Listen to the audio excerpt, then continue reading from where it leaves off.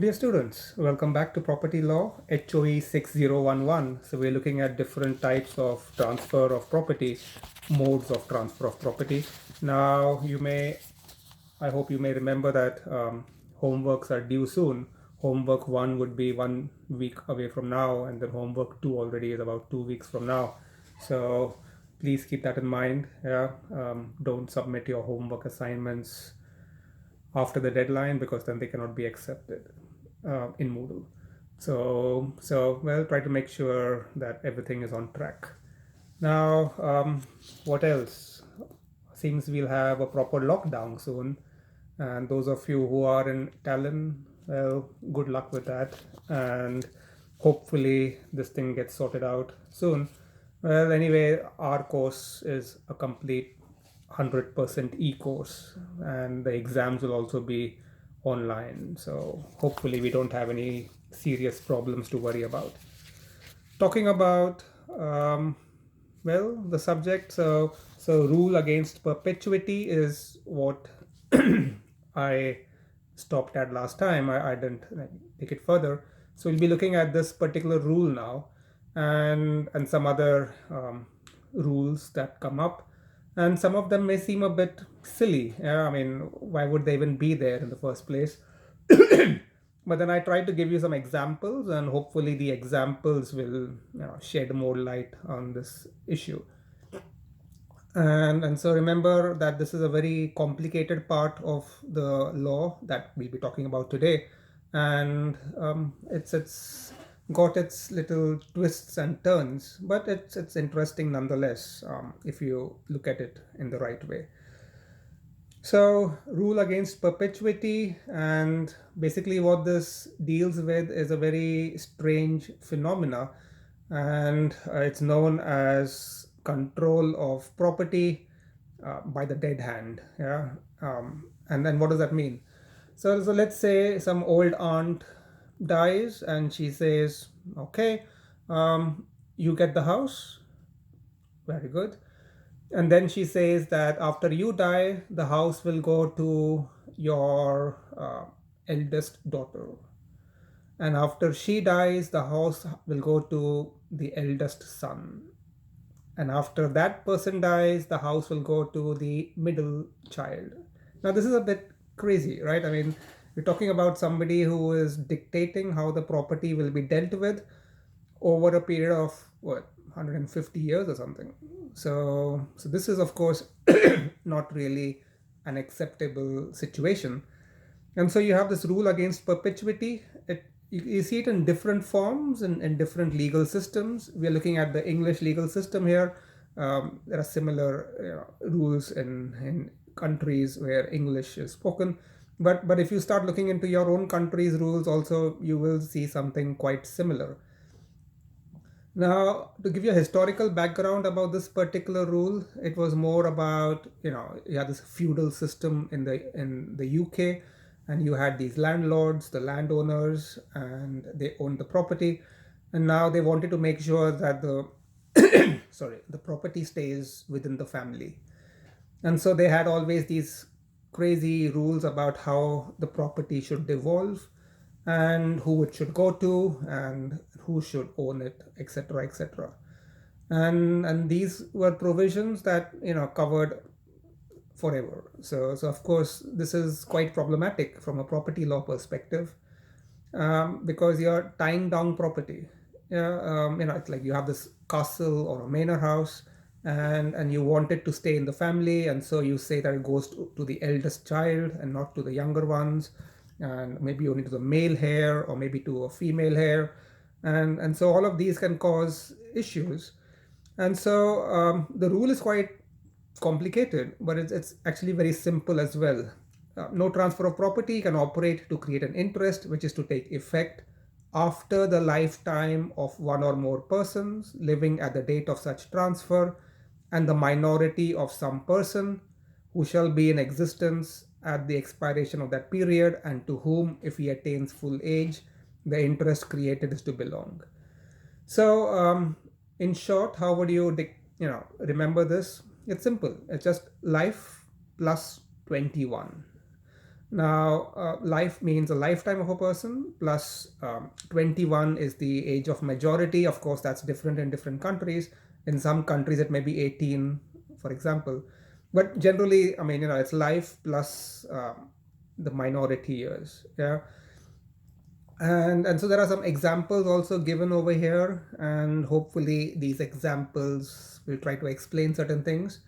So some of these provisions will come quite handy when you're drafting a will as a homework, because some of these things come up over there a lot. And so what we are looking at is a simple situation. The law says, if you want to give property to me, Pawan, so you can make a provision that this property belongs to Pawan, and after Pawan dies, this property will belong to somebody else, and that's it. Yeah, and you can't make any other rules. And this somebody else who will get the property after I die will have to be, there at the time of that devolution of property, and also um, or somebody who is a minor can get the property when he becomes a major.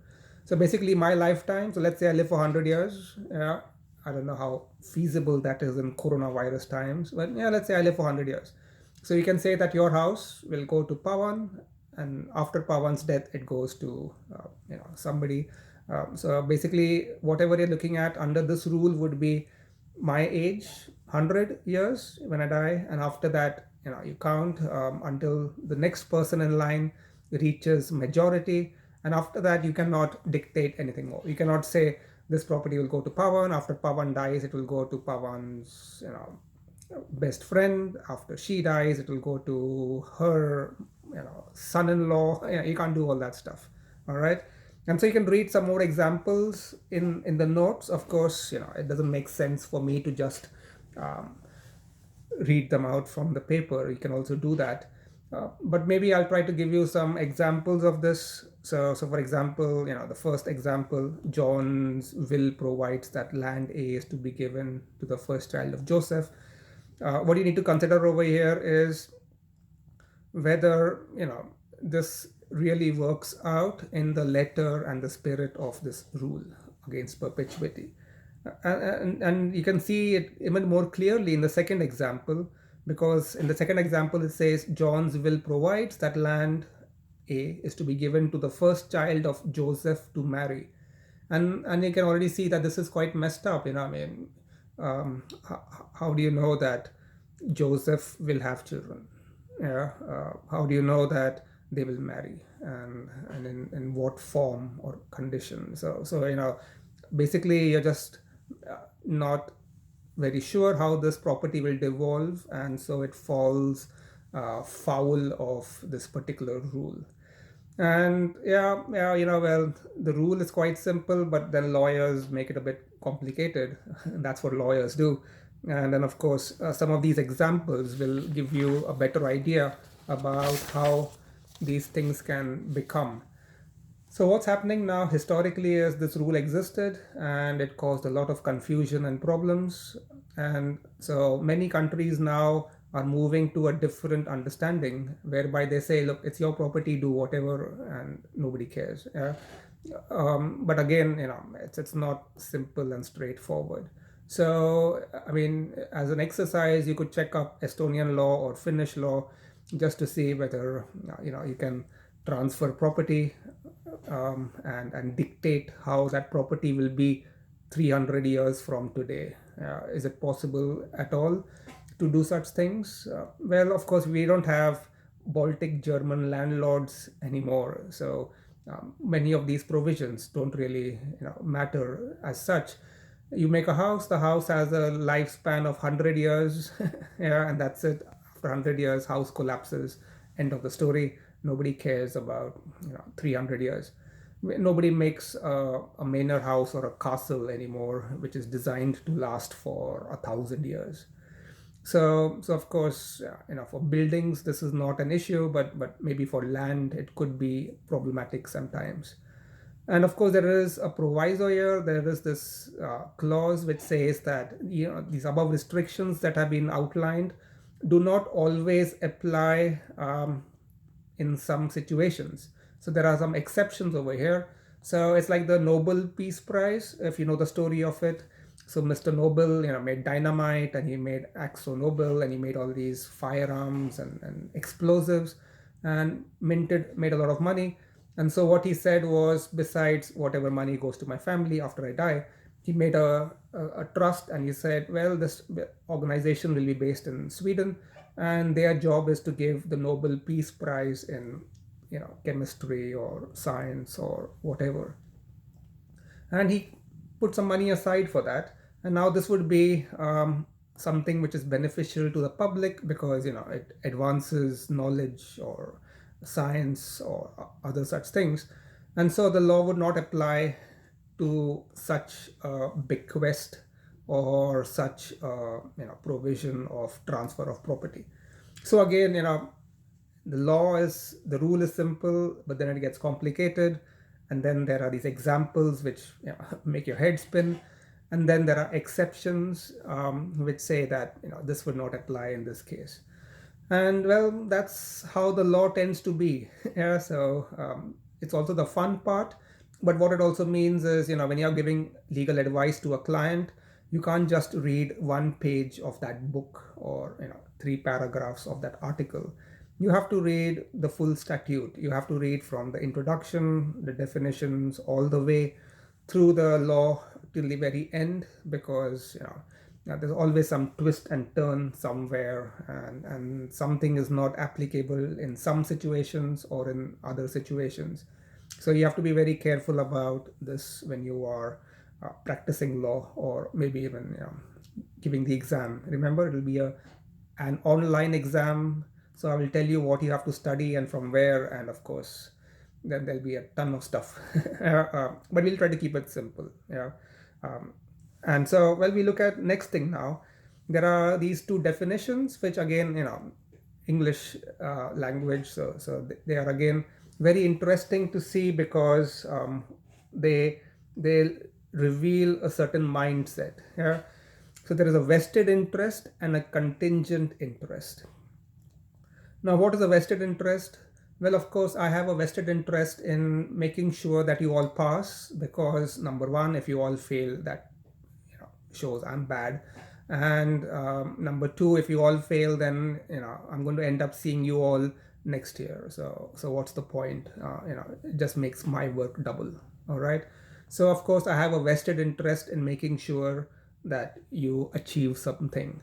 And in a similar way, if you look at vested interest, and the definition is there, interest therein is created without specifying the time when it is to take effect.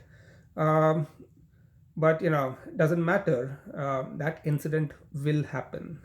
So that's the key aspect here. So if I say next year in March, yeah, so you cannot get the property today, but you can get the property next year in March. Well, unless the earth stops spinning, chances are next year will happen, and there will be a month of March. And so this is certain. You have a vested interest. And of course, this is very different from now. For example, vested interest over here would be, yeah, let's say there is a husband and a wife, and the wife is pregnant, and the husband dies. Then of course, the husband's property would go to the wife. But there is also the unborn child. So the unborn child now has a vested interest, and when she or he is born, then she or he gets a right to daddy's property as well. It's a vested interest.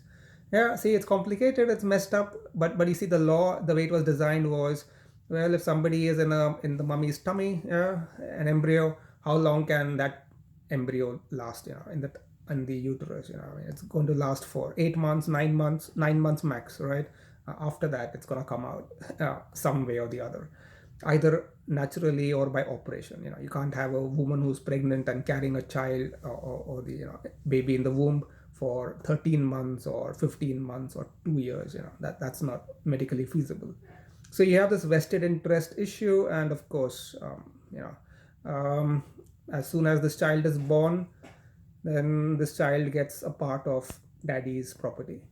Now, if you may recollect, in the previous lectures, I've spoken about um, biotechnology and all this horrible stuff where they take the sperm, or I even sent you some links, yeah, about frozen embryos and all these problems that arise. Well, yeah, that's where they arise, because now the definition of vested interest from here becomes like this, and now nobody can understand how the hell to deal with it. Now compare this with contingent interest, and this is again, terminology. It's how you name a certain phenomena, and it's about, the happening of a specified uncertain event. So if I say that, well, I like you and I will give you 1,000 euros when the first Estonian lands on the moon. Now, what the hell is that? What's the guarantee that there will be a manned flight to the moon? What's the guarantee that there will be an Estonian astronaut on it? What's the guarantee that this will happen tomorrow or next year, or after 5 years? So this is a very uncertain event, and this is what contingent interest would be. So when you look at these examples I've given you between vested interest and contingent interest, you can immediately understand how this works. And of course, contingent interest can become a vested interest in the case that the event happens, or if that event becomes impossible to happen. So you see, it's a play of words over here, some very deep thoughts about it. Usually in the classroom, when I talk about this, it all goes over the head because this is crazy stuff. I try to give examples to try to explain how this works. And really, frankly, believe me, and I'll give you more examples so that you understand. This is just a very basic issue, basic concept, but it has deep meaning. Yeah, and I'll give you more examples in the course of today's lecture so that you can see how this is going. But of course, when you read this, you need to read it a couple of times, and then it sort of makes sense. I'm not guaranteeing it, but yeah, at least you have some ideas when you're reading it in more detail. Transfers to members of a class who attain a particular age, and if I'm going to say that everybody in our class who gets who reaches the age of 25 is going to get a chocolate from me. Yeah. So, well, everybody is entitled to it, but the people who are not yet 25 are of course not entitled to get this chocolate from me tomorrow. Conditional transfer, now this is where it gets really crazy. All right, conditional transfer, of course, is any interest created on a transfer of property and dependent upon a condition. And what it says here is, when would such a conditional transfer fail? Yeah, so it fails when the fulfillment of the condition becomes impossible or forbidden by law, or goes against the law, or is fraudulent, or implies injury to somebody, or is immoral or opposed to public policy. So the key word in conditional transfer is fails. And why would it fail? All right, so there are some examples over here, and let's say that I tell you, okay, I'll give you 1 million euros if you go and murder somebody, XYZ. So go and kill somebody and I'll give you 1 million euros. Well, if you do that, you go and kill that person, and then you come and tell me, okay, Pawan, I've killed this person, where are my 1 million euros? Do I have to pay you? No, of course not. You're stupid, right? Why would you kill somebody? You broke the law. As a lawyer, that's the worst thing to do. That's the most idiotic thing that anybody could do. You broke the law, and so my promise to pay, my agreement, whatever, simply fails. Why is this of relevance over here? Because of course, when you have a conditional transfer, you could have a condition which is precedent or a condition which is subsequent. So this is now where the fun starts. All right, so now you need to understand how you bend the law without breaking the law. Yeah, and so If it's a condition precedent, it has ramifications, and if it is a condition subsequent, then it has a different meaning. So of course, you can read about this here, where the terms of a transfer of property impose a condition to be fulfilled before a person can take an interest in the property. The condition shall be deemed to have been fulfilled if it has been substantially complied with. And you can compare that, of course, with some other examples here. So let's look at an interesting situation. Okay, your client has made WhatsApp, and WhatsApp has now become a really popular app, and now it has like 600 million users. I'm talking about 5 years ago or 10 years ago. And now suddenly everybody's like, what the hell, what is WhatsApp? It's this instant messaging thing that you can do. So Google offers 18 billion, how do you say that in Estonian? Milliard, billion. So Google offers 18 billion US dollars for WhatsApp. And now the WhatsApp people say, okay, sounds good. And you have an agreement and you agree and everything. And now Facebook comes to know about this, and Facebook calls your client up and says, hey, if Google is offering 18, I will offer 19 billion US dollars. Sell WhatsApp to me. Now you have a problem, right? I mean, you could say, no, I have made a commitment, I have given my word of honor, I have signed an agreement, and so 18 is 18 and I can't do anything about it anymore. Yeah, but that's also stupid, right? Because you're losing out one extra billion over here. So now we have to learn to bend the law without breaking the law. Yeah, if you break the law, of course, you're in trouble. But how do you bend it? Yeah, how do you get out of this situation? And in these situations, that's where condition precedent, condition subsequent, failure, etc. come into the picture. So a very simple example would be, let's say, competition law and mergers and acquisitions. So Lufthansa wants to buy Finland. Yeah. Sorry, Finnair. So Lufthansa is this airline, and it's a big airline doing very well. And now there's coronavirus, so things are a bit down. And Finnair, as you all know, is really badly affected. So Finnair is just surviving on government bailouts and support, public spending. So government of Finland is helping Finnair. Otherwise, Finnair would be kaput long time ago.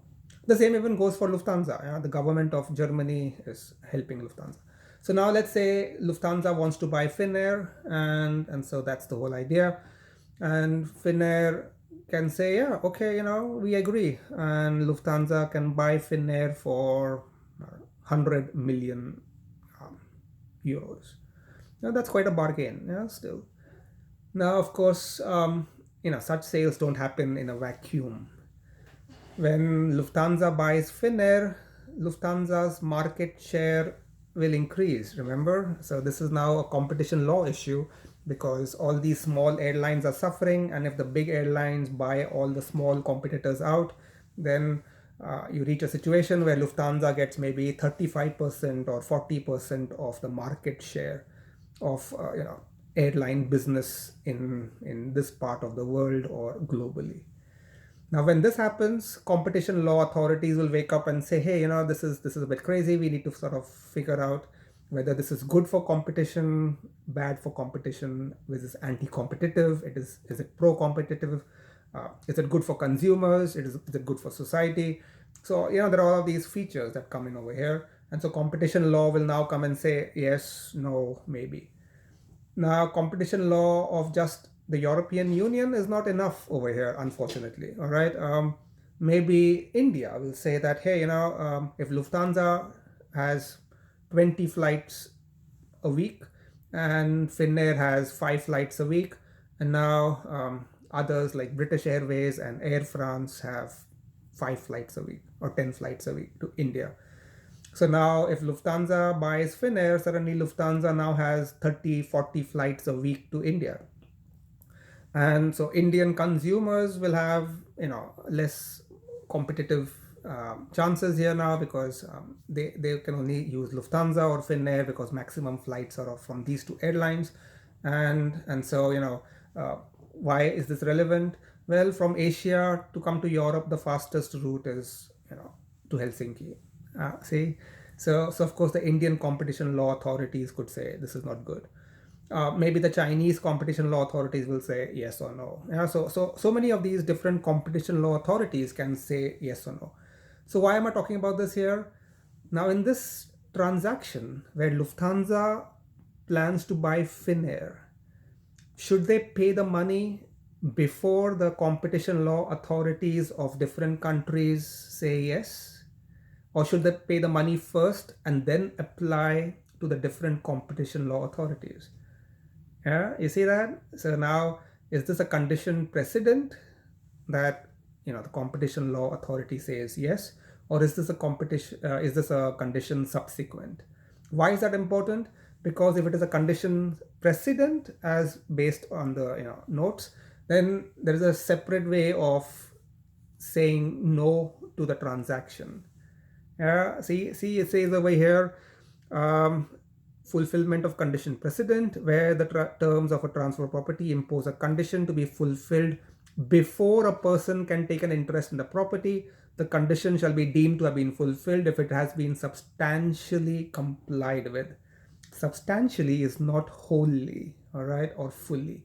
So Lufthansa says yes, we want to buy Finnair, and the European Competition Law Authority, the American U.S.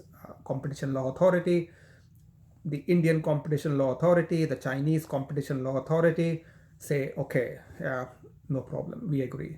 The Japanese Competition Law Authority says, okay, yeah.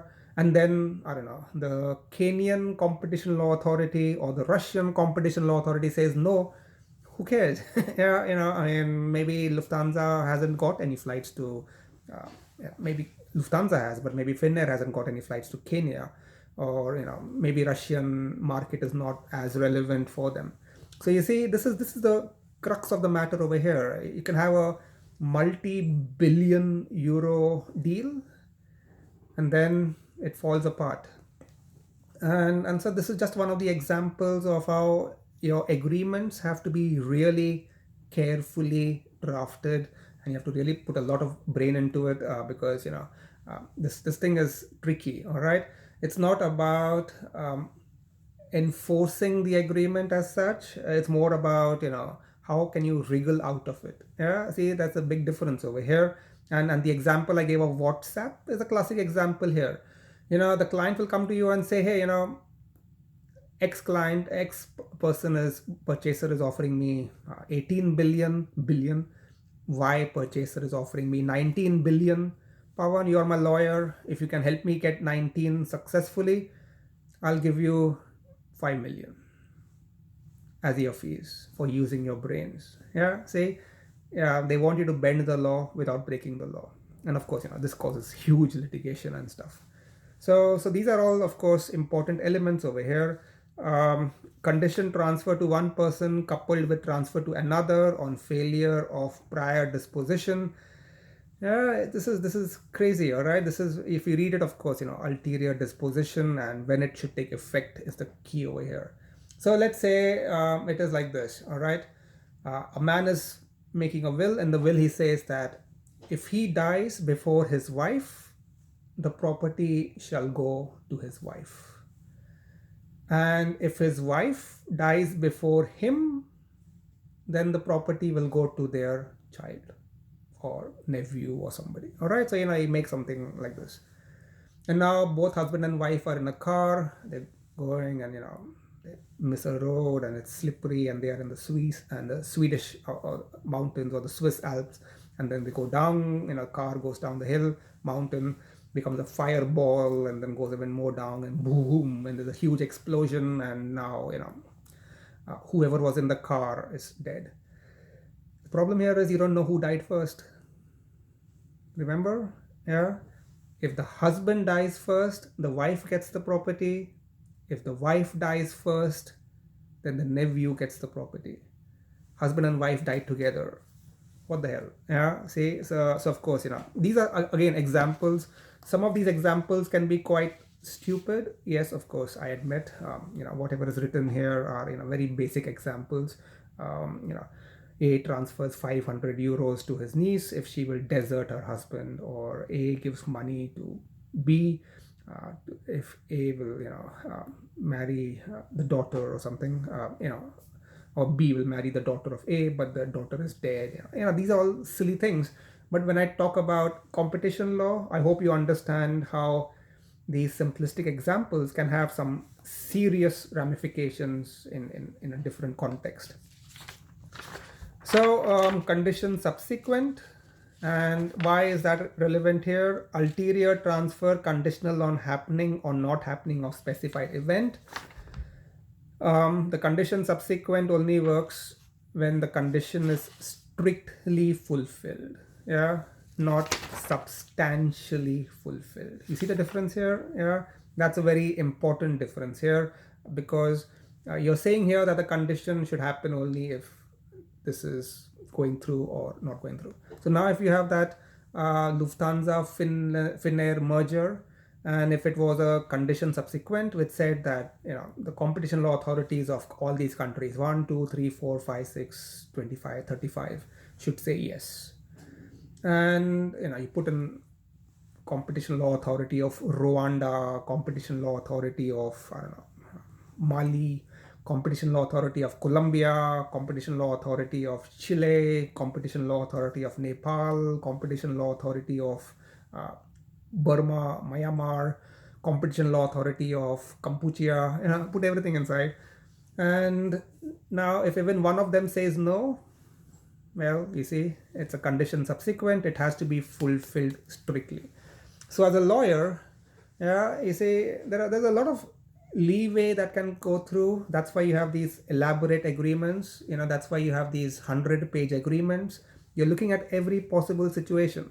And when a lawyer drafts such agreements, now there are specialist lawyers who do that.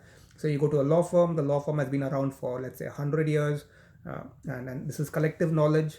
And a senior lawyer also knows that if I put this condition, it went to court in a different case and the court said something. That's why you go back to your main template and you change that clause, because there have been these problems. And then if you are doing it with a multiple jurisdictional issue, yeah, Germany, Finland, and other countries, then again you have to really look at what these are. And of course, all of this now depends on the governing clause, because the agreement would say this is subject to the laws of UK. Yeah, now you're in serious trouble, all right, because now you need to know the UK laws. Now you understand why they have this crazy provision, yeah, subject to arbitration in Singapore based on California law. And you don't just sign blindly and say, yeah, who cares? Yeah, because there are all these implications which can of course flow through. So I've given some of these examples for you, and so of course, again, specified events, if they can happen, what happens if there's no condition, and specified uncertain events happen or do not happen. So again, what is valid, what is invalid, what is void. Remember, I spoke about this as well. And so you have to be very careful over here with all of these different provisions. So transfer conditional or on performance of an act, no time being specified for performance. Yeah. So let's say your grandmother tells you, well, if you complete your law studies in Tallinn Law School and you get a cum laude, yeah, then she will give you her country cottage in Geneva, yeah, all right, or her villa in Italy. That doesn't help you much, because she has not specified in there by how much time you have to finish your law studies. Yeah, you see that here? If she was to say that if you don't complete your law studies before your 26th birthday, you don't get the villa, then we have a date here. But if she just says, if you complete your law studies, you will get the villa. Now you could take 10 years, you could take 40 years to do that, and so of course the only way that this becomes this can be broken is if you leave your law studies and join architecture school. Then that's the only way that you are out. Otherwise, all that you have to do is just keep on giving the fees and then just attending some of my courses, and open university and stuff, and then you could take 25 years to become a law graduate, with a bachelor in law, and you would still be entitled to get your grandmother's villa as a gift. Yeah, so again, you see, a lot of the stuff here is quite straightforward. You can just read it, and it goes through your head straight away, goes from here, comes out from here. But I hope these examples can sort of shed more light on what all of these things specify. So of course, there's also transfer conditional on performance of an act, and the time is specified. So the times, so it says, well, you can only get this property if you pass your law studies and LLB, um, you know, before your 26th birthday. All right, and now your evil sister comes to me and says, Pawan, I want you to make sure that this student of yours fails every course and does not pass and become a law graduate. Yeah, evil sister. And I agree with her. And so she says, if you do that and you stop my sister from getting this law degree before her 26th birthday, then as per the will, she will then become, the alternate owner or something. And so now I and your evil sister join hands. And so my job is to make sure that you fail every year in each and every course of mine.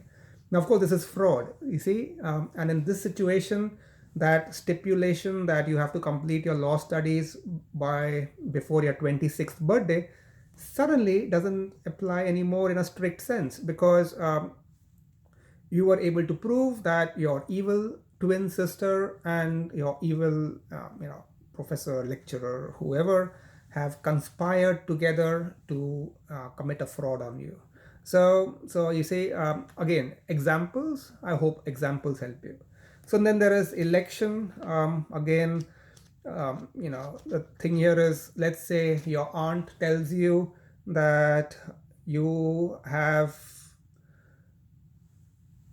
the possibility to get this gift, and the gift is a flat, and but the flat also has a mortgage on it, and you also have to you also have to take in the same transaction some shares of a company which is in criminal proceedings, and you have to take her dog. All right, so you have to take these 3-4 things. Now in this situation, you have to take it all. Yeah, you can't say that you're allergic to dogs, so you don't want the dog, so you cut the dog out and you take the rest of the stuff. No, yeah, you have to take everything together. So again, you see, very, very weird issues regarding transfer of property. Like, why the hell would they have these issues, and what do they actually mean? I gave some examples which hopefully shed some light on this. But really, trust me, when you have that homework assignment on drafting a will, all of this suddenly starts making a lot of sense. And so, well, I have to admit, this was not a favorite part of my law studies when I was studying property law, because some of this just is too much. Yeah, too many things here that can go wrong, which is why drafting and conveyancing and making agreements is not everybody's cup of tea. Yeah, so not all lawyers like that. Some lawyers like to practice law, criminal law, civil law. Some like to sit in an office and just prepare agreements, mergers, acquisitions, corporate law. All of this comes up here. So thank you for your time, and let's stop here for today, and then I'll continue again next time. Bye.